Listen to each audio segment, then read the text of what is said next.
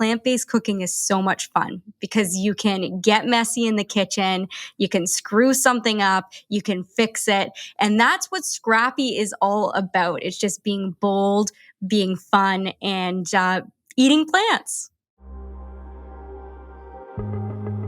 You are here for a reason, but navigating this human life can be challenging.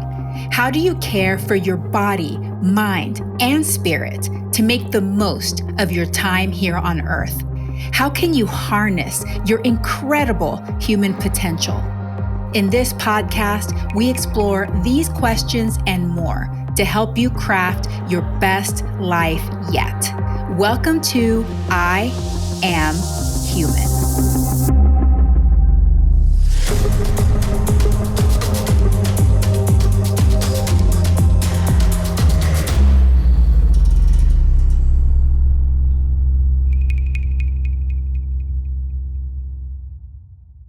Welcome to I Am Human. I am your host, Dr. Yami, and it is such a pleasure to have you here today. If you have not already subscribed to the podcast, I would greatly appreciate it. And if you could leave a rating and review, that would be even better. And what would make me even happier is if you shared this episode or any other episodes that you think would benefit someone else. To be human means to potentially consume recklessly without regard to the effect of waste. But to be human also means to be mindful and deliberate and to pay attention to how we consume in order to reduce waste and protect our environment. Today, we're going to hear from a channel favorite, Carleigh Bodrug, who is just amazing. She is the CEO and founder of PlantYou, and we're going to talk about her latest book, Scrappy Cooking, 140 plus plant-based zero waste recipes that are good for you, your wallet, and the planet. And it's fantastic. But before I tell you more about Carleigh, I also want to tell you that when it comes to waste reduction, it can feel very overwhelming because there are so many different things that we can do to reduce waste, to reuse things, do all the things that we can do to protect the planet. And you can definitely go down a rabbit hole of all the things that you can change. But what I want you to do is start with where you're at, let go of any guilt and shame that comes with realizing how much we're impacting the planet with all of the things that we use and throw away, and just start making little tweaks, starting with this book. I think this book is so fantastic, and Carleigh writes it in a way that is just so compassionate and approachable, and I know that you'll be able to start implementing some of her tips right away.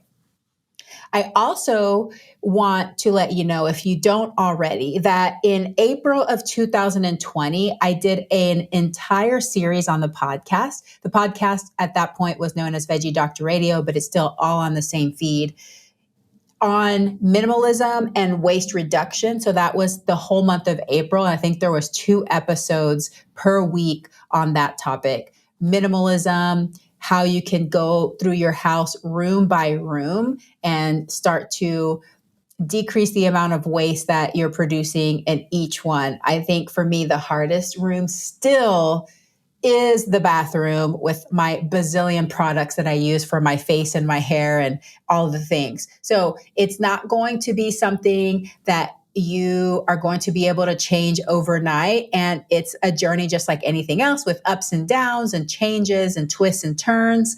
So just have fun with it, do the best you can, and enjoy the journey. So let me tell you more about the fabulous, beautiful Carleigh. Carleigh Bodrug is the CEO and founder of PlantYou, a New York Times bestselling cookbook and author, a bestselling cookbook author. She's not a cookbook. She's a cookbook author and self-taught plant-based chef, famous for her simple take on low waste and vegan recipes. She's back with her highly anticipated second cookbook, Scrappy Cooking, 140 plus plant-based zero waste recipes that are good for you, your wallet, and the planet. which will be launching April the 2nd to align with Earth Month. The concept for Scrappy Cooking was born from a shocking statistic. The US throws away more food than any other country in the world, over 80 billion pounds per year. This inspired Carleigh to start a series on social media by the same name, Scrappy Cooking, which shows viewers how to transform commonly wasted foods into delicious recipes. The mission of the cookbook is to help readers save money, reduce food waste, and eat healthier than they ever have before. Boasting over 7 million followers between her social channels, Carleigh has gripped social media with her simple and delicious low-waste recipes that make plants the star of the show. And this is Carleigh's second time on the show. We will put a link to her first appearance so that you can hear more about her background and her journey, how she came into plant-based cooking. But in this episode, we're going to focus on Scrappy Cooking. So we talk about what it means to be scrappy, what is the definition of being scrappy, why she's so passionate about scrappy cooking. We talk about the statistics of how much food gets wasted in the US food supply, why it's such a big deal, why would we even care about throwing food away in the trash can. She gives us tips about preventing food from going bad, like how should we store our fruits and veggies so that they'll last longer. Best before dates, is that something that we need to strictly adhere to? We talk about what people find it hardest to do when they're starting on their scrappy cooking journey, what is something that they may be resistant to at first, but then start to learn to do. Her all-time favorite, most fun scrappy hack, and her other tips for minimizing waste in our kitchens. It's a very valuable episode. I know you're going to learn a lot, and I hope that you will go out and buy her book, pre-order it now if you're listening to it before it has been released, and also order her first book because it is plantastic. So thank you so much, humans, for tuning in today. I appreciate you so much. I hope you love this episode and fall in love with Carleigh. It's not difficult, so you probably will. And now let's welcome Carleigh Bodrug. The information on this podcast is for informational and educational purposes only. It is not meant to replace careful evaluation and treatment. If you have concerns about your health or well-being, please consult a healthcare professional.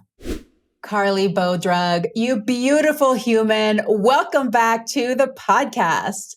I'm so excited to I'm so excited to be here, and I'm really excited about your rebrand. I love the new name and format. It's just so refreshing. Thank you so much. And I know we're just going to have a wonderful conversation. Your new book is beautiful. Of course, you did so well with your first book that I'm sure you're feeling the pressure, right? But Oh, yeah. it's just so fun to have this theme that you have created for the second book. I think it was just like a natural evolution and something that we definitely need. But before we get into it, let's just start with definitions. What does it mean to be scrappy? Scrappy to me means that you're willing to take risks. You're a little bit of a feisty fighter. And I really feel like that's what the book is all about. I always say that one of the best parts of plant-based cooking is the fact that the stakes are low. You're not putting a piece of chicken in the oven and all concerned about whether you undercooked it and are going to get sick. I always say plant-based cooking is so much fun because you can get messy in the kitchen, you can screw something up, you can fix it. And that's what Scrappy is all about. It's just being bold, being fun, and eating plants. I love that. I love that definition. And it's so true. I feel like I lost so much fear around experimentation when I transitioned to a plant-based diet. I just felt so free and expansive. Like, what's the worst thing that could happen? Whenever I would cook meat before, especially seafood, I was always so afraid. And now we do have evidence that whenever we cook with meat, we're basically leaving E. coli and salmonella and everything all over our kitchen. And there are real risks. There are true risks there. So whenever you're cooking with plants, it's so much better. I think the other thing that came out to me whenever you were saying that definition is resourcefulness. And that's Yes. one of my values, is being able to walk in the kitchen, no matter what, if we haven't grocery shopped that week or whatever, see what we have and make something amazing. So do you feel like that's also part of that scrappiness, is just being resourceful with what you have? Absolutely. So when I was writing this cookbook, Scrappy Cooking, I didn't want it to just be this kind of like encyclopedia on how to use your scraps, like banana peels, for example. We have all that, but really the core foundation of the book are meals that are completely customizable to what you have in your kitchen and to empower you to be resourceful. So exactly what you said, when you're get to the end of the week and you have like half a bell pepper, a broccoli stalk, whatever in your fridge, the recipes are super customizable. I actually have a whole bunch of meals marked with a kitchen raid badge so that you can integrate whatever vegetable or produce item you have in your fridge into these meals. And what I really hope is that it empowers people to learn how to cook and be more like risque with the veggies that they're integrating, because so often, and I'm sure you've experienced this yourself, when people are following recipes, they get really nervous to interchange things. And again, going back to our first point, with plants, the pressure's off. You really, if you screw it up, you can fix it. It's supposed to be fun. And I call that intuitive cooking. Like feeling like you don't have to follow a recipe perfectly. But what I love about your book too is that, I guess, when I think about scrappy cooking, I don't know what comes to mind, but I looked at your recipes and the pictures and I'm like, oh my God, this looks gourmet, but you can make it from the scraps you have in your kitchen. So that's really cool. Well, let's talk about, why are you so passionate about this in the first place? Passionate about scrappy cooking and scrappy living? Absolutely. So, one of my main motivations for going plant based was because of the environmental implications of animal agriculture. And it was shortly after I had published my first book that I learned the statistic that stopped me in my tracks. And it's that 30 to 40% of the entire US food supply ends up in landfills. And this is staggering, way more than any other country. And it you really think your mind first goes to, okay, this food is decomposing, that's fine, right? But actually, when it ends up in landfills, it emits methane gas, which is a really bad thing for global warming. Honestly, food waste is actually a bigger contributor to methane gas emissions and global warming than the entire airline industry. So that puts things into perspective, because I think in school we're taught like it's transportation, taking too long of showers. But a lot of this, especially when you think of the plant-based piece in this, comes down to what we're putting on our plates. And the majority of food waste actually happens in the home. So people are throwing away so much food that could be eaten. So not only am I inspired from an environmental perspective, but I'm sure you can relate. Grocery prices are just astonishing these days. Inflation is crazy. I know most people don't get out. I've surveyed my audience, and most people don't get out of the grocery store for under $200 per week. So when we think about this as well, it's crazy to think that a lot of us are throwing away 20-30% of the food that we're buying. So I just became really passionate about this concept of not only eating plant-based, but reducing waste as well, which really is where Scrappy Cooking was born. I threw up a orange peel candy recipe one day, not thinking much of it, and people just went nuts. So I'm like, oh, there's something here. People care about this. And that got me really excited. And immediately I knew that that would be the concept if I was to ever write a cookbook again. I love it. I'm so glad you did it. And it really is so heartbreaking to think about the waste, because I know we don't want to do it. Because No, you of see course not. those memes of like, you're ordering pizza and the vegetables in the back of the fridge are looking at you like, ugh.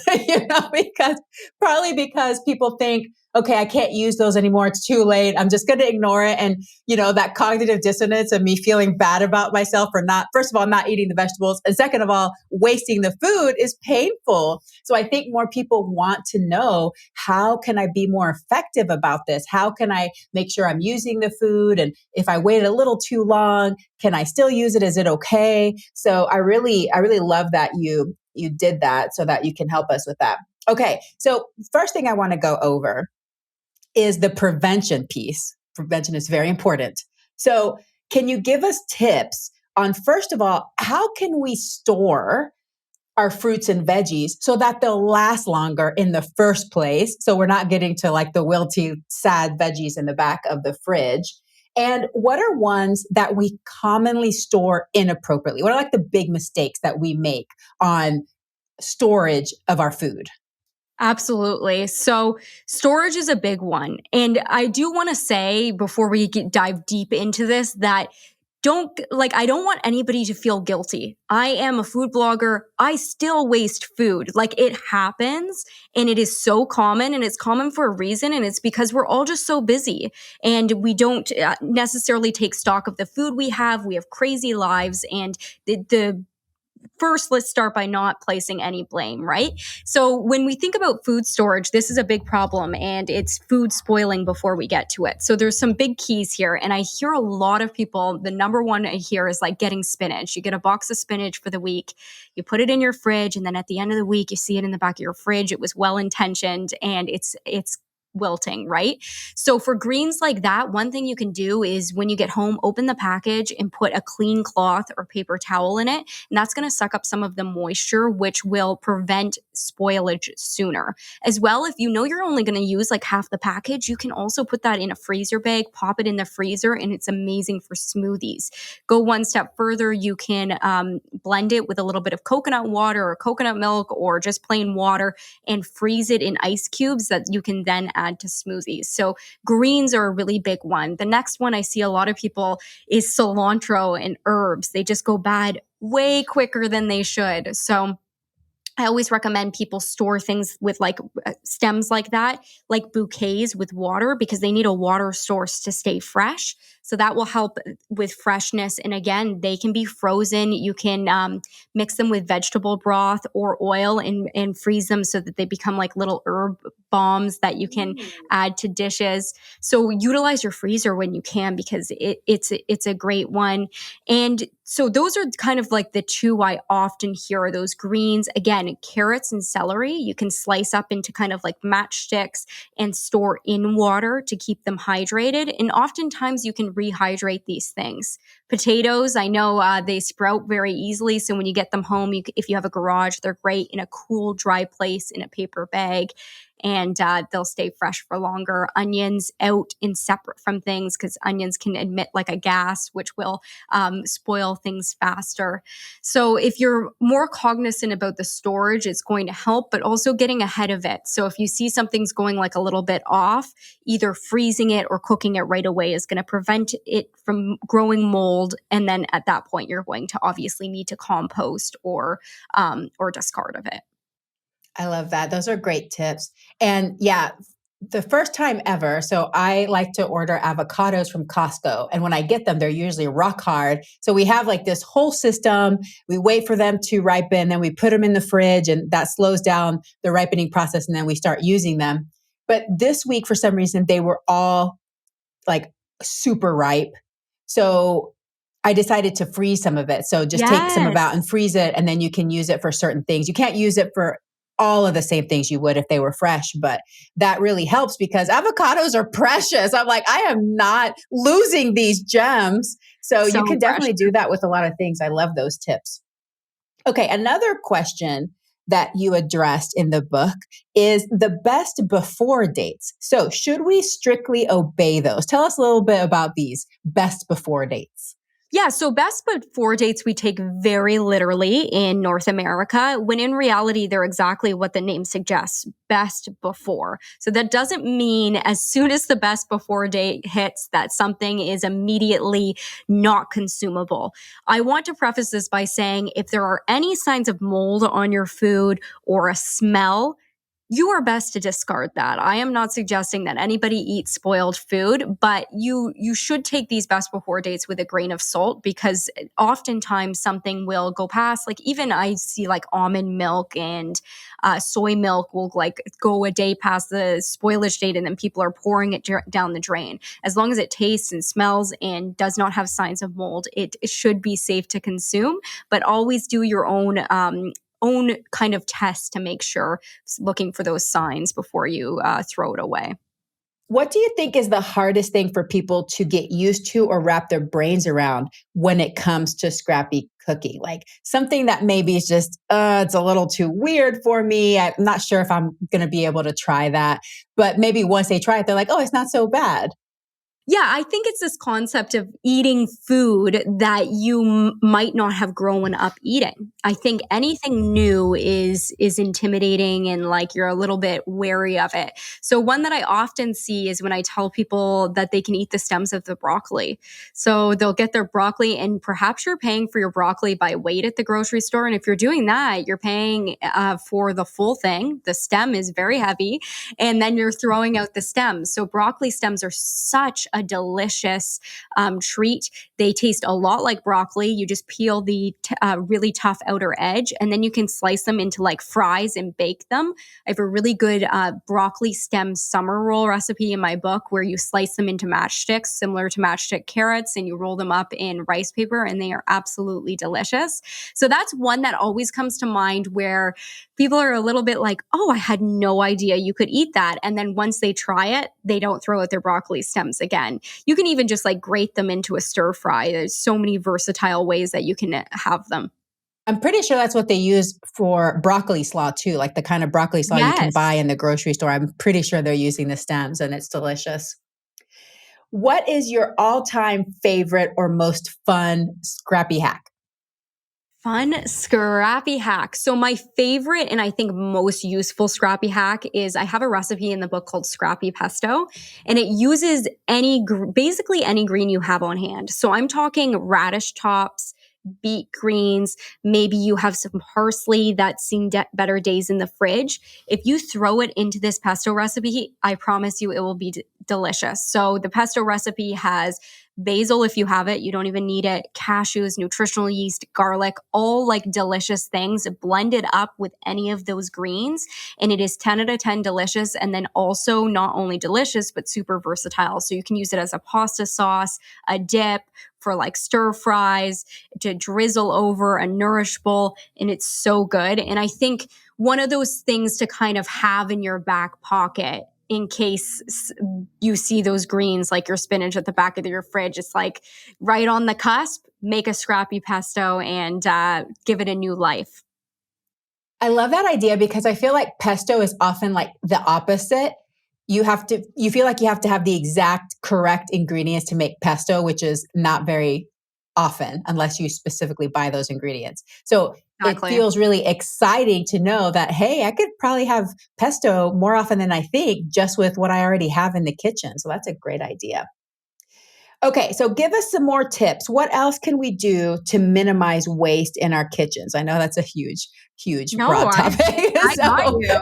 That's why I'm here. So the biggest thing I say to people before you get the scraps, before you get the food is meal planning is the number one way that you can reduce food waste. And the number one fatal flaw of our society is that we are so busy. So we head into the grocery store with good intentions and we don't have any plan, and we're kind of grasping at straws, grabbing things, putting them in the cart, getting them home, and then not using them. So having a plan for your ingredients is number one. And this doesn't have to look fancy. When I say meal planning, you don't need a fancy app. You don't even need a cookbook. You just want to look at a piece of paper and a pen plan, write down like Monday to Friday, breakfast, lunch, and dinner. If you're somebody who likes some spontaneity, leave like some flexibility in there, and then just write down what you think you're going to be eating for the week. So it could be, okay, Wednesday, I think we're going to have a red curry, and then I'll bring that for lunch the next day. And I think I want some overnight oats this week, and whichever else. Then once you've made that meal list, you can make a corresponding shopping list. And before you even head to the grocery store, what I encourage people to do is look in their pantry and fridge and see what they already have on hand. So you're shopping your own kind of supply before heading to the store, so you avoid overbuying and duplicates, and then head to the grocery store with a plan. Then when you get home, you can even do some meal prep. Meal prep is a great way to mitigate food waste by actually cooking the stuff that you bought at the grocery store and set yourself up for the week. So that is number one. Number two, I like to tell people every time I'm cooking, and I learned this tip from Rachel Ray, I like to put a bowl next to me. So when you're prepping things, you can take the scraps, say it's onion skins, garlic skins, stuff like that, pop them in that bowl. And then I like to take those scraps and put them in a freezer bag and put it in the freezer. When that bag's full, you can make something I like to call a scrappy broth or a zero waste food broth. Anyone listening has probably seen this concept before, but you basically just add all of those beautiful veggie scraps full of flavor into a pot, fill it with water. I like to add a little bit of turmeric for color and black pepper. Really, really great for you. And you simmer that down for a few hours and then transfer to jars. And you've got your own homemade vegetable broth, and you've really gotten a second life out of those scraps. As we talked about earlier, I would say don't be afraid of the freezer. It is your best friend when you're trying to reduce food waste and can come so in handy. And kind of pairing with that is that I often see people worried about buying frozen vegetables and fruit, but a little known fact is that oftentimes frozen fruit it's harvested and then it's frozen almost immediately. So it will often be more nutrient dense than if you live somewhere like Canada, like me, where the berries have traveled all the way from Mexico for days and days. Your frozen fruit has actually been harvested and frozen right away. So maintain more of those nutrients. So never be afraid to buy frozen in place of fresh if you're worried that you're not going to be able to consume like a whole pack of berries, etc. So those would be my top tips: meal plan, scrappy broth, and make friends with your freezer. And the scrappy broth, I think one thing that people don't realize is that whenever we cook veggies, even though we know that we're leaching some of those minerals and vitamins out of there, if you're drinking the broth, then you're retaining that. So what a great way to be resourceful and get all the extra nutrients out of those scraps. I think that's a great idea. Also, using the freezer, because I know here, I live in an agricultural area. So we're lucky to have lots of fresh fruit in the summer. So a lot of people, you can go to the farms and pick yourself, but there's no way you can eat it all. So a lot of people they eat what they can and then they freeze the rest. And then all throughout the year, they have those berries, especially blueberries and cherries from their summer memories. It brings the summer memories back, and you can take it out of your freezer and have it all year round. So it's a really great way to use the freezer. I love that. What do you wish more people knew about scrappy cooking? What do I wish more people knew? Just how much of the scraps that we buy are really consumable. I think people are so fearful to eat things, but there's wonderful, and oftentimes these hidden gems contain more nutrients. Like broccoli stems are a great example. They contain more sulforaphane, this incredible anti-cancer compound, than the florets do themselves. So that scraps often are the healthy hidden gems. One I love that always surprises people, and I'm sure you've used in your cooking journey, is aquafaba. So this is the liquid from a can of chickpeas, and this I like to call liquid gold. Like, it's a magical liquid.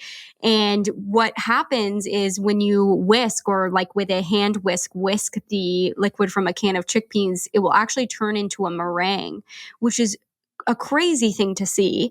And it makes it also a fantastic, so it's great for desserts, and it also makes a fantastic egg white substitute, I find. So I'll use it to bread things, and it's just fantastic. Another one that you can get new life from is pickle juice. Big pickle juice fan. I mean, my husband runs marathons, so he'll drink the stuff, but I like to use it as a marinade. So I have a few different recipes utilizing pickle juice. One of them's a dill pickle orzo soup. Also, you can marinate sliced potatoes in the pickle juice and then put them in the air fryer, and they make the most amazing dill pickle chips. I don't know, do you have dill pickle chips in the US? I think it might be a Canadian thing. We You do. do? Yes. So good. So good. So you can make your own, which are going to be healthier than the store-bought ones. And then also I like to use pickle juice to marinate tofu and make like vegan chicken fingers.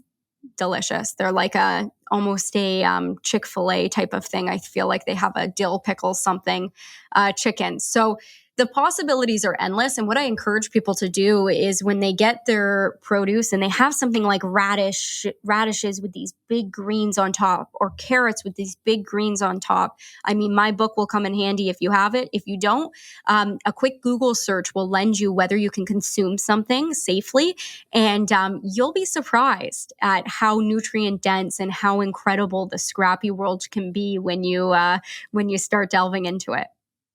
I love that. Those are great ideas. And whenever you mentioned the pickle juice, because I have never used my pickle juice for anything. Really? That Yeah. was that like with the potatoes automatically. I was like, yes, that is a fantastic idea. And I have 2 jars of pickles in the fridge and I can't wait to use them all so that I can use that pickle juice. I'm definitely going to try the potato recipe in the air fryer. That's going to be amazing. I can tell. Even salad dressing. Like Oh, if you, yeah. yeah, because you can add, if you have like a vinegar in a salad dressing, I like to use like a plant-based yogurt and replace the vinegar with pickle juice. So good. On pasta Yeah. salad. It's Yeah, because it's already so flavorful. And I love exactly. dill. Dill is one of my favorite herbs. So yeah, that just blows my mind. That's so many ideas right there. I want to bring up something so funny, and I teased you about this on social media too. I know a lot of people did. It didn't end up in the book, but one of the recipes that went viral was when you used leftover cake Oh to my make cake goodness. pops. and like literally I was watching it and I was like, Carleigh, who has leftover cake? Like, are you the only person in the world that has it was like this whole leftover cake. And then I started looking at the comments and I was like, I'm glad I'm not the only one that thinks that, because everybody was like, we never have leftover cake. I never let that one down. I have never had so many comments that were making fun of me in the best way ever. My community is hilarious. So I knew a little bit when I was about to post that what the commentary would be. So but yes, if you ever find yourself, if you're listening and you find yourself with leftover cake, as rare as that situation may be, you can utilize the like the dough, smash it in a bowl, mix it around, and then dip in chocolate to make cake pops. Yeah. Or you do it on purpose because it's a delicious like repurpose of the cake. But yeah. It would be, doing it on purpose might be good because then you're also like working your discipline and Yeah. willpower. So it could be like a week-long test of discipline. And then at the end of the week, you're like, and now I make cake pops and eat them all. Exactly. But yes, I never let that one down. There's been a few. I'm trying to think of other ones, maybe like pie or, but that one was, I never let that one down. That's for sure. It was cute. But I loved how everybody was doing it in the most, good-natured way ever. But it Oh, was like always. adorable. We just couldn't identify Carleigh. That's all. My community, I must say, my community is the best. I hear a lot of bad things about social media, but as long as my videos stay within like my network, people are always so lovely, so kind, and so supportive. And they sometimes like to make fun of me in the best way. And I love it. All right. Before we get into the deep questions, anything else you want to say about scrappy cooking or scrappy living? Yeah, I think one of the unique aspects of the book is I do have a section at the front, which is called Have This, Make That, or something, Eat This, Make That, whichever else. It's basically a visual index, which allows you to correspond the most commonly wasted foods with recipes in the book. So for example, this might surprise you. Bread is actually the most commonly wasted food across the world. And I think it's just we buy so much bread and then it will mold quickly. So if you've had bread that's even gone a bit hard, there's so many different things you can do with it. So there'll be a picture of bread and then like a list of all the recipes that you can use it up. And I just like that aspect. And it's something I've been using in my kitchen since I've gotten my first copy of the book. So maybe something interesting to your listeners there.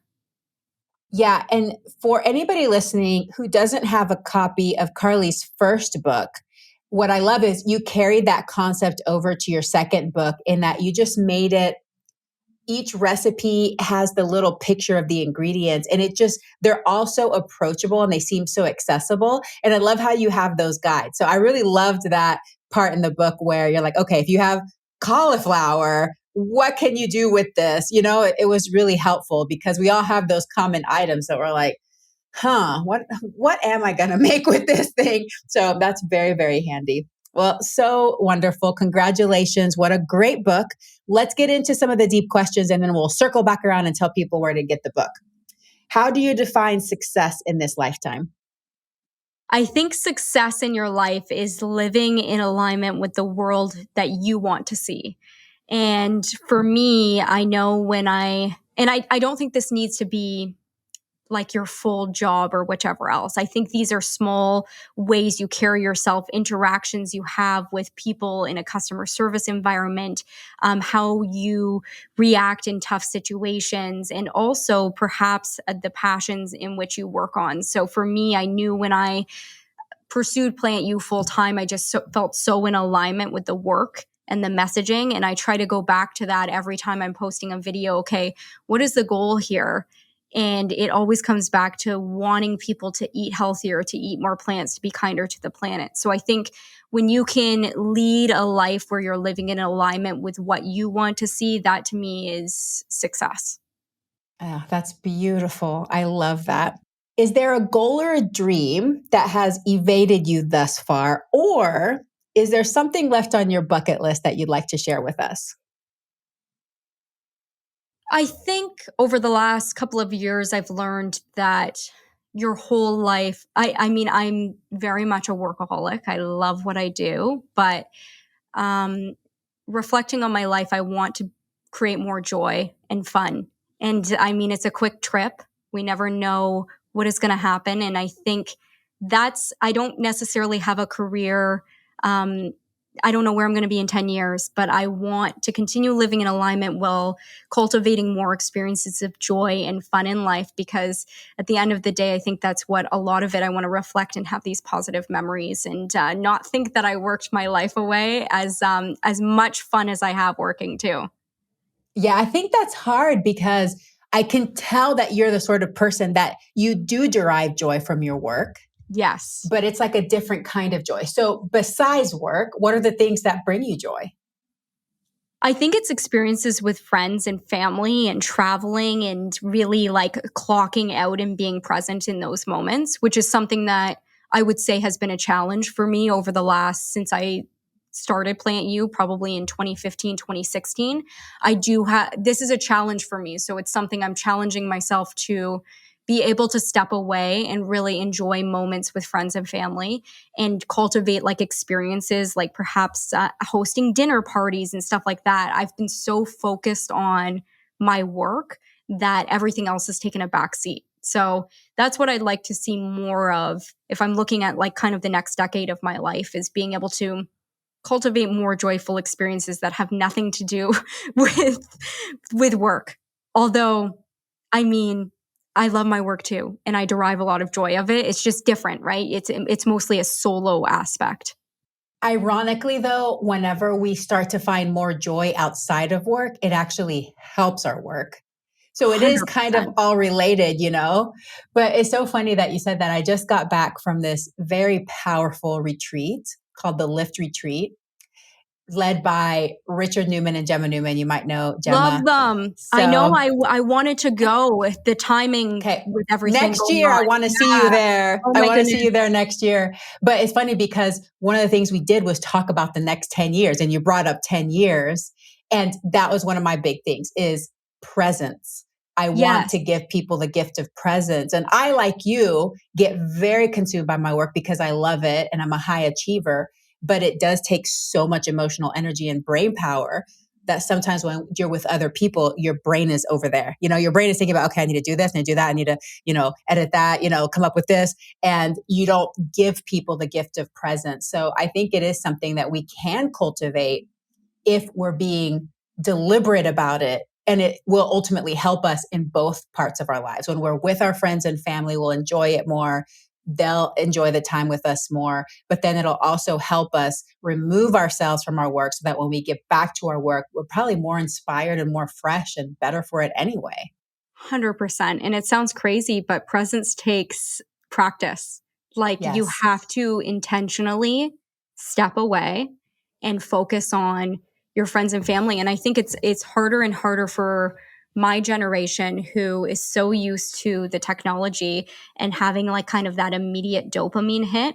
I find it difficult now to stay present and even, I don't know, play a board game or watch a movie. And it sounds insane, but I need to challenge myself to enjoy those things in a really present way and rewire my brain.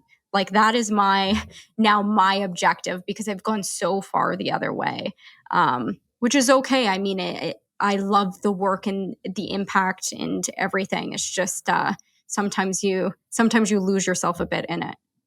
Absolutely. It's like strengthening a muscle too. I feel like we've gotten so used to the instant gratification of social media that now our brains are just like, okay, if you don't have something interesting to say in 10 seconds, I'm zoning out. So it's like really training yourself like, nope, stay with it. And then it will get easier with time. But I, like you, because this is my objective every day now when I'm sitting with my sons. Instead of starting to think about something, come right back, be here, enjoy this moment. It's okay if it feels a little boring, just stay with it, So yeah, super interesting. Well, what does it mean to be human? What does it mean to be human? I think it's to feel all ranges of emotions. I mean, I'm going through it right now. I can feel every emotion under the sun and to find the joy in all of it. I think that's being human, right? And allowing yourself to feel anger, grief, happiness. And it's weird that all of these things can exist at once, right? And so I think being human is not becoming numb to it all, feeling the feelings and experiences, and knowing that joy can exist with pain and one foot in front of the other. I mean, that's my mantra right now. I'm in a bit of a weird spot, but that's where I'm at right now.